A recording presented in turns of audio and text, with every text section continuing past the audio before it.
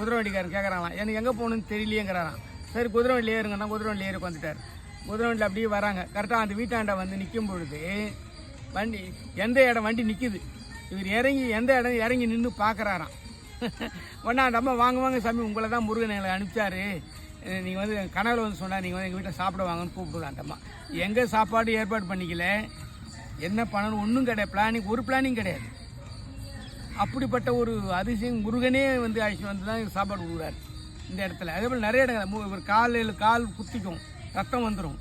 அதுக்கு ஒருத்தனுக்கு கனவுல ஆச்சாரி கனவுல போய் இந்த மாதிரி என்னுடைய பக்தன் இந்த மாதிரி இருக்கான்னு சொல்லி முருகன் இவருடைய கால அளவு கொடுத்து அதுக்கு ஒரு செருப்பு செய்ய சொல்லி அது செருப்பு எடுத்து அவன் கொடுப்போம். முருகன் எனக்கு சாமி கனவுல வந்தார், உங்கள் கால அளவு கொடுத்துருக்காரு, நீங்கள் கால் செருப்பு செஞ்சுருக்கேன் நான் போட்டுருங்க.